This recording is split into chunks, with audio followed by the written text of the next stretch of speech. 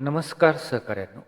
मी नितीन मस्के, सहाय्यक निबंधक, सहकार आयुक्त कार्यालय, पुणे. आता मला बऱ्याच वेळा प्रश्न विचारण्यात आलेला आहे, की सर आम्हाला ही पूर्ण प्रक्रिया लक्षात येत नाही किंवा त्यामध्ये थोडंसं कन्फ्युजन आहे. आपण 1 महिनाभर रोज व्ही-सी घेऊन ही प्रक्रिया पूर्णतः क्लिअर केलेली आहे. परंतु बऱ्याचशा लोकांनी ती व्ही-सी अटेंड केलेली नाही किंवा ती माहिती व्यवस्थित ऐकलेली नाही. त्यामुळं अशा माहितीबाबत लोकांमध्ये कन्फ्युजन किंवा गोंधळ आहे. आता लोकल ॲडमिन म्हणून आपल्याला काय काम करायचं आहे, कशा पद्धतीनं ई-ऑफिस कार्यान्वित करायचं आहे, हे खूप सोपं आहे. तर याचे टप्पे आता आपण बघणार आहोत. सगळ्यात पहिले लोकल ॲडमिन म्हणून आपल्याला ज्या 5 शीट आहेत, ते शीट भरून घ्यायच्या आहेत. त्यामध्ये ओयू मास्टर असेल, डेझिग्नेशन मास्टर असेल, पोस्ट मास्टर आहे, ई-एम-डी मास्टर आहे आणि फाईल हेड मास्टर. हे 5 ओयू शीट्स आपण भरून घ्यायचे आहे. ते कशा पद्धतीनं भरायचे याविषयी आपण व्हिडिओमध्ये मार्गदर्शन अगोदर केलेलं आहे.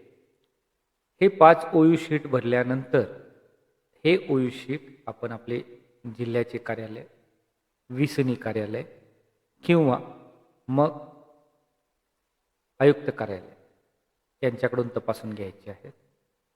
तपासल्यानंतर लोकल ॲडमिन यांनी आपल्या शासकीय मेलवरून सदर ई-एम-डी शीट्स आणि कार्यालय प्रमुख यांची ऑर्डर, ज्या ऑर्डरने ते त्या कार्यालयामध्ये आले, आणि लोकल ॲडमिन यांची ऑर्डर, ज्या ऑर्डरनी त्या कार्यालयामध्ये ते रुजू झाले, अशा ऑर्डर जर न्यापनावर असतील तर न्यापनाची ऑर्डर जोडून आपण आपले जे डेझिग्नेटेड विभागीय सपोर्ट आहे DITचं, त्यांना सपोर्टला हे सर्व आपण मेल करतो. आपल्या ई-एम-डी शीट्स आणि आपले ऑर्डर हे आपण मेल करतो आणि त्यासोबतच आपण एक विशिष्ट रिक्वेस्ट करतो, की आपल्याला कुठल्या रॅपर ऑर्गनायझेशन अंतर्गत, जसं सहकार आयुक्त, डिव्हिजन ऑफिस, डिस्ट्रिक्ट ऑफिस, ही जी हायरार्की आहे त्यानुसार आपल्याला ई-ऑफिस सुरू करून मिळणे.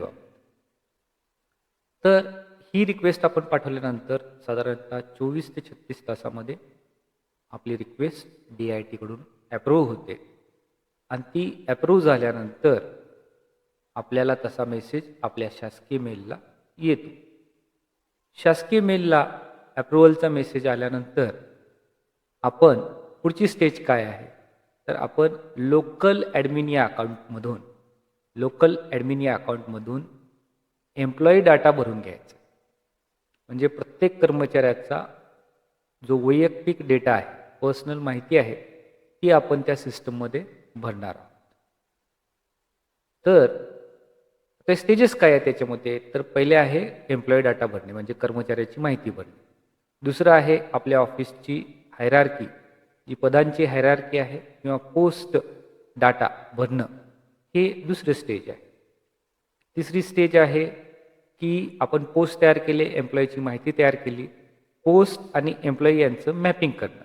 म्हणजे पहिल्या स्टेजमध्ये समजा तुमच्याकडे एखादे ग्रेड 1 आहे, तर त्या ग्रेड 1 यांची वैयक्तिक नाव वगैरे सगळी माहिती भरली.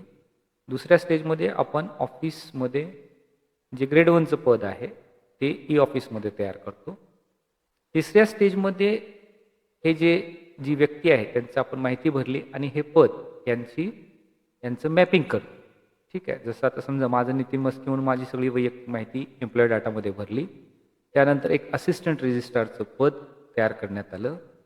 मग तिसऱ्या स्टेजमध्ये नितीन मस्के यांना आपण असिस्टंट रजिस्ट्रार या पदाला असाइन करतो किंवा मॅप करतो. ठीक आहे. ही झाली तिसरी स्टेज. तिसरी स्टेज झाल्यानंतर चौथी आणि महत्त्वाची स्टेज आहे की प्रत्येक एम्प्लॉईला आपल्याला रोल असाइन करावा लागतो.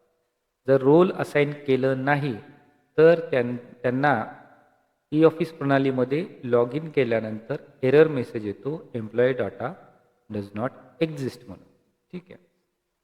तर त्यासाठी रोल असाइन करणं ही चौथी स्टेज आहे. आणि या सर्वांच्या अगोदर ज्यावेळेस तुम्हाला ॲप्रुव्हल येईल, ठीक आहे, आता की बाबा तुम्हाला ॲप्रुव्हल आलेलं आहे. ॲप्रुव्हल आल्यानंतर आपली जी महत्त्वाची स्टेज आहे, ती स्टेज आहे की आपण सपोर्ट करून आपल्याकडे सब्जेक्ट कॅटेगरी सुरू करून घेणे. हे आपली सर्वात महत्त्वाची स्टेज आहे. तर यामध्ये आपण सपोर्टला सपोर्टला या पद्धतीने एक मेसेज टाकणार आहोत. सपोर्टला या पद्धतीने एक मेसेज आपल्याला द्यायचा आहे. तो मेसेज काय आहे की बाबा आमच्याकडे category is not enabled in receipt, hence receipts cannot be created. So please activate category in receipt असा एक मेसेज, असा एक ईमेल आपल्या लोकल ॲडमिनच्या शासकीय मेलवरनं आपल्याला पाठवायचा आहे. ठीक आहे. तर पहिल्या स्टेजमध्ये आपण EMD शीट पाठवले होते, ऑर्डर पाठवले होते आणि एक पत्र पाठवलं होते की बाबा आम्हाला आमचं हे तयार करून द्या, ई-ऑफिस. त्यानंतर पुन्हा आपलं सपोर्टशी कधी काम पडणार आहे की ज्यावेळेस त्यांच्याकडनं ॲप्रुव्हल होऊन आलं त्या क्षणी आपण त्यांना एक मेसेज देणार आहे की बाबा आमच्याकडे कॅटेगरी इनेबल करण्यात आलेली नाही, तर कृपया कॅटेगरी इनेबल करून द्या. आता ही कॅटेगरी इनेबल करणं का आवश्यक असतं? ज्यावेळेस आपण पहिल्यांदा एखादं संदर्भपत्र बनवतो तर ते संदर्भपत्र अपलोड करण्यासाठी आपल्याला कॅटेगरीची आवश्यकता असते. आपल्याला आपण कॅटेगरी इनेबल करून घेणं पहिलं काम करायचं. ॲप्रुव्हल होऊन आल्यानंतर कॅटेगरी इनेबल करणं हे पहिलं काम आहे. त्यानंतर फर्स्ट स्टेज आहे एम्प्लॉई डाटा भरणं. ऑफिसमधल्या सर्व कर्मचाऱ्यांचा एम्प्लॉई डाटा भरायचा आहे. एम्प्लॉई डाटा भरताना एखादी अडचण येऊ शकते की एखादी पोस्ट आपल्याकडे आहे आणि त्या एम्प्लॉईची पोस्ट तिथं सिलेक्ट होत नाही किंवा तिथं दाखवत नाही. अशा वेळेस आपण आपल्या वरिष्ठ कार्यालयामार्फत सहकार आयुक्त कार्यालयास ईमेल करावा की ही पोस्ट आमच्याकडे दिसत नाही, तर ती पोस्ट आपण DIT-कडनं ॲक्टिवेट करून घेऊ किंवा तयार करून घेऊ ई-ऑफिस प्रणालीमध्ये. त्यानंतर एम्प्लॉई डाटा तयार केला फर्स्ट स्टेज. सेकंड स्टेज आहे आपण पोस्ट तयार करणं. याचा पण एक व्हिडिओ आपल्या चॅनलवर करण्यात आलेला आहे. पोस्ट तयार केल्यानंतर ई-ऑफिसमध्ये तिसरी स्टेज आहे पोस्ट आणि एम्प्लॉई डाटा यांचं मॅपिंग करणं. चौथी स्टेज आहे या एम्प्लॉईजला रोल असाइन करणं. रोल असाइन केल्यानंतर आपण 5व्या स्टेजवर पोचतो. जर आपल्याला कॅटेगरीकडून सपोर्ट इनेबल केला असेल तर आपल्याला रिसिप्ट वगैरे तयार करता येतील, परंतु त्याच्या अगोदर आपल्याला फाईलचा डाटा पण तयार करणं आवश्यक आहे. त्यासाठी आपण ई-ऑफिसमध्ये मास्टर डेटा मॅनेजमेंटच्या माध्यमातून basic file head, primary file head आणि सेकंडरी फाईल हेड तयार करून घेणार आहोत. Basic file head, secondary file head आणि हे तयार झाल्यानंतर प्रायमरी फाईल हेड तयार झाल्यानंतर आपण त्या फाईल हेडचं मॅपिंग करतो. या ठिकाणी ते लिहिलेलं नाही आहे, तर या ठिकाणी एक स्टेज आहे की आपल्याला एक फाईल हेडचं मॅपिंग करायचं आहे. ठीक आहे. फाईल हेडचं आपल्याला काय करायचं आहे? मॅपिंग करायचं आहे.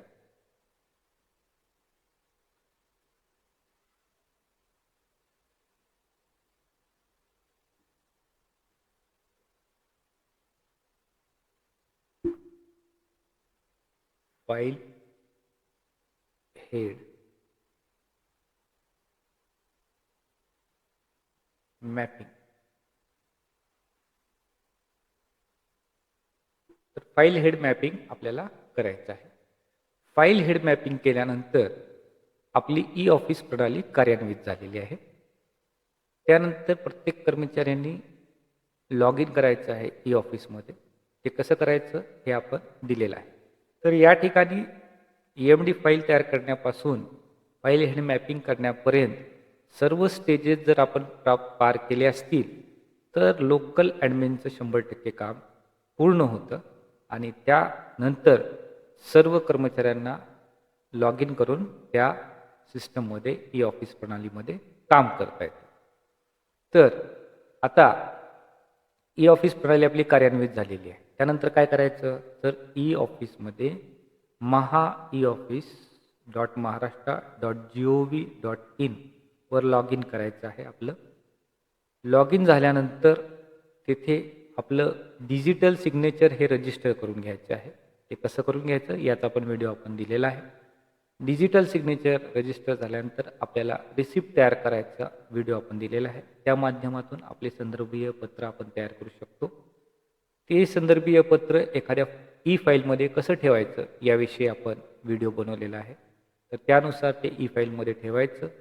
त्यामध्ये टिप्पणी कशी लिहायची यावर पण आपण व्हिडिओ लिहिलेला आहे. ई टिप्पणी कशा पद्धतीनं लिहिता येईल, तर आपण ई टिप्पणी बनवून घ्यायची आहे आणि त्यानंतर मग त्यामध्ये मसुदा पत्र किंवा ड्राफ्ट लेटर कसं जोडायचं याविषयी माहिती दिलेली आहे. तर कर्मचाऱ्याच्या लेवलवर 3 स्टेजेस आहेत. लॉग इन करणं, रिसिप्ट तयार करणं, टिप्पणी तयार करणं.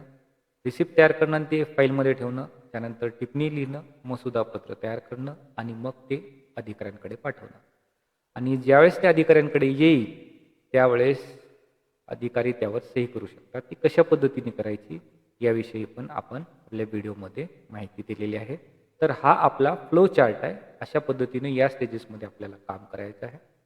EMD शीट्स तयार करणं, EMD शीट DITकडे शासकीय मेलवरून पाठवणं, शासकीय मेलवरून पाठवल्यानंतर त्यांच्याकडून मंजुरी येणं, ती मंजुरी आल्यानंतर अप्रूव्हल आल्यानंतर कॅटेगरी इनेबल करून घेण्यासाठी मेसेज पाठवणं आणि कॅटेगरी इनेबल करून घेणं. कॅटेगरी इनेबल करून घ्यायचं त्यांच्याकडून मेल आल्यानंतर किंवा त्याच्या अगोदरही एम्प्लॉई डाटा भरणं. First stage, second stage post create करणं, थर्ड स्टेज पोस्ट आणि एम्प्लॉई यांची मॅपिंग करणं, चौथी स्टेज एम्प्लॉई यांना रोल असाइन करणं, 5वी स्टेज ई ऑफिस प्रणालीमध्ये प्रायमरी हेड्स भरून घेणं, त्यानंतर सेकंडरी हेड्स भरून घेणं आणि त्यानंतर ह्या हेड्सचं मॅपिंग करणं. मॅपिंग केल्यानंतर सर्व कर्मचारी हे त्या सिस्टममध्ये काम करू शकतात आणि त्यानंतर मग एक चाचणी रिसिप्ट तयार करणं आपल्या लेवलला आणि ती चाचणी रिसिप्ट ही आपल्या वरिष्ठ कार्यालयांना पाठवून देणं, वरिष्ठ कार्यालयाकडून चाचणी रिसिप्ट तुम्हाला मिळणं आणि त्यानंतर आपल्या लेवलला एक कुठलंही पत्र तयार करणं ई ऑफिस प्रणालीद्वारे. हे आपले स्टेजेस आहे, हे आपले फ्लो चार्ट आहे. तर या पद्धतीनं सर्वांनी काम करा. कुठलाही गोंधळ यामध्ये नाही आहे. खूप सोपी प्रक्रिया आहे. तर आता या पद्धतीनं आपण आपल्या कार्यालयामध्ये ई ऑफिस लवकर सुरू कराल अशी आशा बाळगतो. धन्यवाद.